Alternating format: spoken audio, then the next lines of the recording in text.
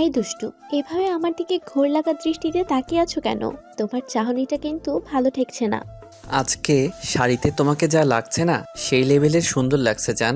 একদম এসব কথা বলবে না। তারপর রেগে গিয়ে উল্টোপাল্টা বলে দিলে তোমারই খারাপ লাগবে।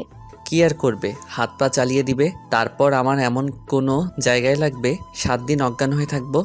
তাহলে চুপ করে থাকো। একদম আমার দিকে নজর দিবে না, তোমার নজর কিন্তু ভালো না।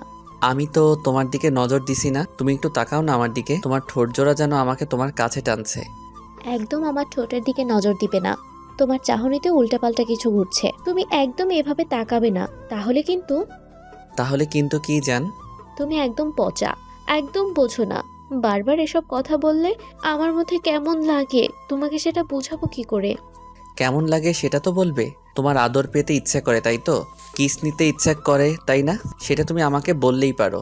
বলো একটাবার, বলেই দেখো আমি তোমাকে কত সুন্দর করে কিস দেই। দেখবে তোমার সব সময় শুধু আমার আদর পেতে ইচ্ছে করবে জান। হারামি পোলা, বাজে ছেলে একটা। তোমাকে বলছি না, তুমি একদম আমাকে এসব উল্টাপাল্টা কথা বলে আমাকে উত্ত্যক্ত করছো। উত্তক্ত করছি না তো। এখন তুমি বলো সোজাভাবে, আমাকে আদর করতে দিবে নাকি আমি কিছু করব? আমি তো জানি তুমি একটা ফাজিল ছেলে। তোমাকে তোমার সাথে প্রেম করাটাই আমার ভুল হয়েছে। তুমি সবসময় শুধু দুষ্টুমির মুডে থাকো। জান, তুমি সিরিয়াস হবে কবে বলো তো? কেন এভাবে দুষ্টুমি করো সবসময়? তোমার মতো একটা গার্লফ্রেন্ড থাকতে তার সাথে দুষ্টুমি করব না কার সাথে করব জান? তার উপর তুমি আমার ভাবির বোন। ভাবির বোনের সাথে এরকমটা না করলে কার সাথে করব? কলিজার বেআইন। হ্যাঁ, আপু একবার জানতে পারলে প্রেমের 12টা বাজিয়ে ছাড়বে। তুমি জানো আপু কতটা রাগী? আপু বলে দিয়েছিল আমি যেন কোনো ছেলের সাথে সম্পর্কে না জড়াই, কিন্তু সেটাই করেছি। আর শেষ পর্যন্ত তোমার পাগলামিতে তোমাকে ভালোবাসতে হয়েছে। দুষ্টু একটা। তাহলেই বোঝো আমি কতটা ভালোবাসি তোমাকে, যে আমার ভালোবাসার কাছে তোমাকে হার মানতে হয়েছে। আর তোমার আপু তো অন্য কোনো ছেলের সাথে রিলেশন করতে বারণ করেছে, কিন্তু তার দেবরের সাথে করতে তো বারণ করেনি। দেখো, তোমার আপু আমাদের সম্পর্কের বিষয়টা জানতে পারলে আমার ভাবি কিছুই বলবে না। এই দুষ্টু, আমার আপু তোমার ভাবি মানে কি? এসব কি বলছো? এখনো কনফিউশনের কিছুই দেখোনি? তোমার আপু তো আমার ভাবি তাই না? ওই জন্যই বললাম, যার যা সম্পর্ক সেটা তো নিয়েই দাঁড় করালাম। এখন চুপচাপ আমার কাছে আসো যান। হ্যাঁ, তোমার কাছে আসি আর তোমার দুষ্টুমিটা বেড়ে যাক, তাই না? ফাজিল ছেলে একটা। আমি কি জানি না মনে করেছো তোমার ধান্দাটা কি? একদম আমার কাছে আসার চেষ্টা করবে না, তাহলে কিন্তু আমি চিৎকার করব। চিৎকার করতে হলে করো, তাতে বারণ করেছে কে? চিৎকার করলে তো আমারই ভালো হবে। সত্যি চিৎকার করব, তখন কিন্তু সবাই এসে উল্টাপাল্টা কিছু ভাববে আর তোমাকে কেলাবে। হ্যাঁ, তোমার জন্য একটু মার খেতে হবে, কিন্তু তারপর যখন জানবে আমি তোমাকে করেছি তখন কি হবে বলো তো? ইয়ে করেছে মানে? এই ফাজিল, কি করছো তুমি? আমাকে একদম উল্টাপাল্টা কিছু কথা বলবে না, তাহলে কিন্তু আমি কান্না করে দিব। আরে বাবা, এটা বোঝো না, তোমাকে অনেক বেশি আদর করেছি। আর এই যদি তুমি চিৎকার করো তাহলে বলবো আমাদের এই প্রেমটা আজকে থেকে নয়, অনেক দিন যাবৎ চলছে, কিন্তু ইদানিং তুমি আমাকে ভালোবাসো না, তাই আমি তোমাকে জোর করে এটা করেছি। তখন কি হবে ভেবেছো? সবাই জানাজানি হয়ে গেলে চিচি করবে। আমার কি হবে? আমি 2-4টাকে ঠিক থাকতে পারবো, কিন্তু কেউ তোমাকে বিয়ে করবে না। তখন কি হবে? কি ভেবেছো তুমি আমাকে জ্বালিয়ে পুড়িয়ে ছারখার করে দিবে আর আমি তোমাকে এত সহজে ছেড়ে দিব? কখনোই না। আমিও সবাইকে বলে দেব আমি প্রেগনেন্ট হয়ে গেছি, তোমার বেবিটা আমার পেটে। তখন কি হবে ভেবেছো? কি হবে? সবাই তোমাকে আমাকে ধরে বিয়ে দিয়ে দিবে, আর আমি খুব সহজে তোমাকে পেয়ে যাবো জান। তার মানে? ওরে দুষ্টু, তোমার এরকম ধান্দা? আমি তো সেটা বুঝতেই পারিনি। কবে বুঝবে বলো তো? তুই জানো না আমি তোমাকে কতটা ভালোবাসি? তুই তো একটু বোঝার চেষ্টা করো না আমাকে। যদি তাই চেষ্টা করতে, এইভাবে আমাকে সবসময় দূরে সরিয়ে দিতে না। তুই জানো আমি তোমাকে সেই কবে থেকে ভালোবাসি। তুমি কিন্তু কখনো বলনি, তাহলে জানবো কি করে? কিন্তু যেদিন তোমার সাথে প্রথম দেখা হয়েছে সেদিন তুমি আমাকে হঠাৎ করে বলে দিয়েছিলে তুমি নাকি আমার সাথে প্রেম করবে। আমি ভেবেছিলাম তুমি দুষ্টুমি করছো, তাই সবটা মজা ভেবে উড়িয়ে দিয়েছিলাম। কিন্তু তুমি যে এমন করে আমার লাইফে চলে আসবে আমি সেটা কল্পনাও করতে পারিনি। জানো, সারা জীবনে কখনো কাউকে ভালোবাসিনি, কিন্তু জানতাম না তোমার ছবিটা দেখার পরে তোমার প্রেমে পড়ে যাব আর তোমাকে অনেক বেশি ভালোবেসে ফেলবো, যার জন্য তোমার থেকে একটা মুহূর্ত দূরে সরে থাকতে পারবো না। আর তোমাকে যে সেদিনই আমি ভালোবেসে ফেলেছিলাম, যেদিন তোমার আপুর পাশে তোমার ছবিটা দেখেছিলাম। কিছু বলতে পারিনি, ভেবেছিলাম ভাইয়ার আর তোমার আপুর বিয়েটা কেচিয়ে দিতে পারলে আমি তোমার সাথে প্রেম করতে পারবো আর আমাদের বিয়েটা হতে পারবে। কিন্তু ভাইয়ার বিয়েটা হয়ে গেল। তারপরে ভেবেছিলাম আমাদের লাইনটা ক্লিয়ার হয়ে যাবে, আমি তখন তোমাকে সবটা বোঝাবো আর তুমি সহজে বুঝলে তোমাকে বিয়েটা করে নিব। যদি না বোঝো তাহলে জোর করে নিয়ে গিয়ে বিয়ে করব। আহ, বাজে ছেলে, শখ কত আমাকে জোর করে নিয়ে বিয়ে করবে, একদম উষ্টা মারবো একটা। তুমি কি আর আমাকে উষ্টা কম মেরেছো? এমন এমন জায়গায় মারো মাঝে মধ্যে আমার তো মনে হয় আমি সারা জীবনের জন্য শেষ হয়ে যাব আর কখনো পৃথিবীর আলো দেখতে পাবো না। তোমার খুব লাগে তাই না জান? তুমি তো জানো আমি খুব রাগী, তাহলে এমন এমন কথা বলো কেন? তুমি আমাকে রাগিয়ে না দিলেই তো আমি আর এমন কাজ করি না, তাহলে তুমি সবসময় এভাবে দুষ্টুমি করো কেন? একটু তো সিরিয়াস হতে পারো। আমি তো সিরিয়াস কলিজা, তুই জানো আমি কতটা সিরিয়াস। আমি তোমার বিষয় সম্পূর্ণ সিরিয়াস, তাই তোমাকে যেভাবেই হোক আমার প্রেমের ফাঁদে ফেলে তোমাকে ভালোবাসার জালে আটকিয়েছি। এখন তুমিও দেখো আমাকে কতটা ভালোবাসো। তবে আমার কি মনে হয় জানো তো, আমি তোমাকে নিজের থেকেও বেশি ভালোবাসি। আমি জানি তো, কিন্তু কি করব বলো তো? আমার না মাঝে মাঝে ভয় হয়, মনে হয় আমি তোমাকে হারিয়ে ফেলবো, তুমি আমার থেকে দূরে সরে যাবে। কিন্তু কেন? আমি কি তোমার সাথে কখনো এমন কিছু করেছি যার জন্য মনে হয়েছে আমি তোমার থেকে দূরে সরে যাব আর তোমাকে ভালোবাসি না? না, তেমনটা করনি, কিন্তু আমার না মনে হয় আমি তোমাকে হারিয়ে ফেলবো, কারণ প্রিয় মানুষটাকে মানুষ হারিয়ে ফেলার ভয় সবসময় থাকে। আর তাছাড়া তোমাকে প্রচন্ড পরিমাণে ভালোবাসি তো, এই জন্য আমার ভয় হয়। প্লিজ কলিজা, তুমি আমাকে কখনো ছেড়ে যেও না। ছেড়ে যাব না, কিন্তু তুমি যেভাবে আমাকে উষ্টা মারতে শুরু করেছো না, যে কোনো দিন এমন জায়গায় মারবে দেখা যাবে আমি সারা জীবনের জন্য ঘুমিয়ে গেছি। প্লিজ এমন কথা বলো না, আমার খুব ভয় লাগে। আমি আর কখনো তোমার গায়ে হাত তুলবো না। তুমি তো জানো আমার রাগটা একটু বেশি, তাই কন্ট্রোল করতে না পেরে হাত পা তুলে দেই। কিন্তু তখন যে তোমার এত লাগে সেটা আগে জানতাম না। প্লিজ বেবি, তুমি এমনভাবে বলো না, আমি আর কখনো তোমাকে কষ্ট দিব না।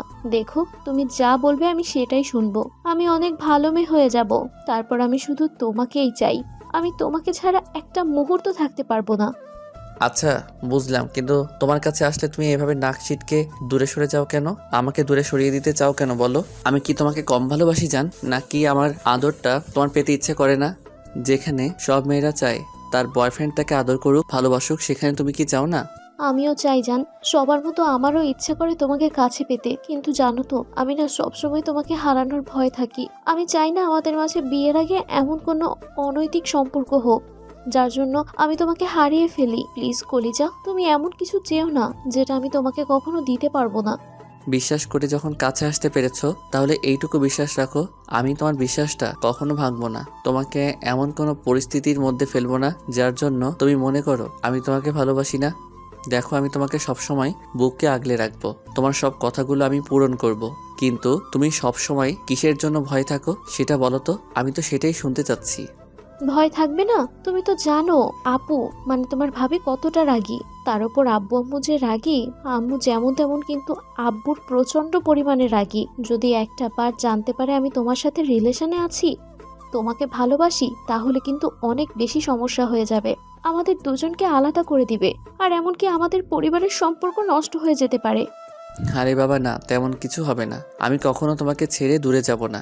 দেখো, আর আমাদের পরিবারের সম্পর্ক নষ্ট হবে না। যখন ওরা জানতে পারবে তাদের ছোট ছেলে আর ছোট মেয়ে প্রেম করছে, তখন ওরা অনেক বেশি খুশি হবে, কারণ সম্পর্কটা আরো গভীর হবে। তখন দেখো ওরা আমাদের ঠিক মেনে নেবে। তুমি এত ভয় পেও না তো। কিন্তু বাস্তবে না এমন কিছু হবে না জান, কারণ জানো তো আব্বু অনেক রাগী মানুষ। যদি কখনো জানতে পারে তাহলে আমার থেকে দূরে সরিয়ে দিবে, আমাকে কোথায় নিয়ে যাবে তার ঠিক নেই। প্লিজ তুমি আমাকে ভুলে যেও না। না না, কখনো ভুলে যাব না। কিন্তু পরিবারের সম্পর্কটা টিকিয়ে রাখতে, তোমার আপু আর ভাইয়ের সম্পর্কটাকে টিকিয়ে রাখতে এমন যদি কখনো পরিস্থিতি আসে, তাহলে আমি কি করব জানি না। দেখো, তুমি আমাকে ভয় পাইয়ে দিও না সোনা, আমি তোমাকে ছাড়া একটা মুহূর্ত থাকতে পারবো না। প্লিজ এমন কথা বলো না। আমি তো বললাম আমি তোমাকে ছাড়া একটা নিঃশ্বাসও নিতে পারি না। তুমি আমার সমস্তটা জুড়ে আছো। দেখো, আমি তোমাকে প্রথমে ভালোবাসতে চাইনি বলো, কিন্তু শেষ পর্যন্ত তোমার এই দুষ্টু মিষ্টি আমাকে ভালোবাসতে বাধ্য করেছে, তোমার আরও কাছে আসতে বাধ্য করেছে। প্লিজ আমাকে এভাবে দূরে সরিয়ে দিও না, তাহলে আমি মরে যাব।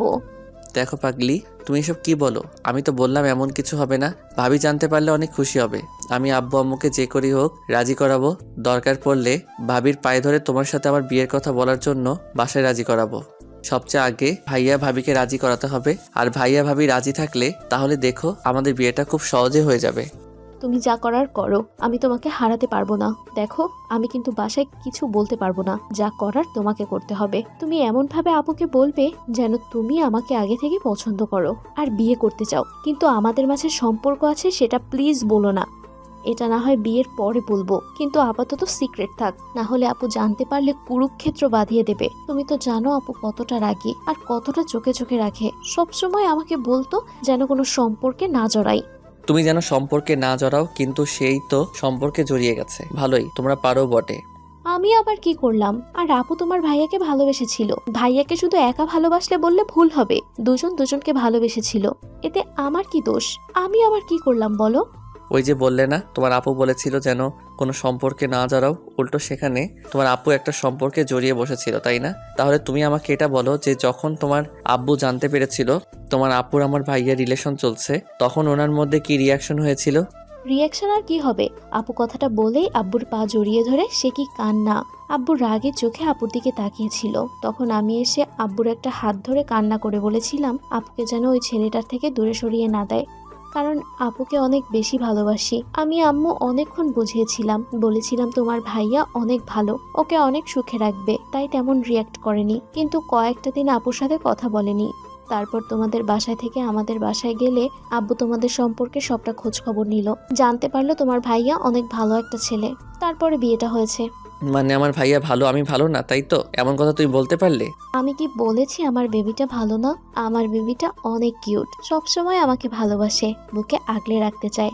আচ্ছা, তুমিও তো এক কাজ করতে পারো, হঠাৎ করে গিয়ে আপুর পায়ে পড়বে আর পাগুলো জড়িয়ে ধরে ঠিক তোমার আপুর মতো কান্না করে দিয়ে বলতে শুরু করবে তুমি আমাকে ভালোবাসো, বিয়ে করতে চাও, আমাকে ছাড়া থাকতে পারবে না।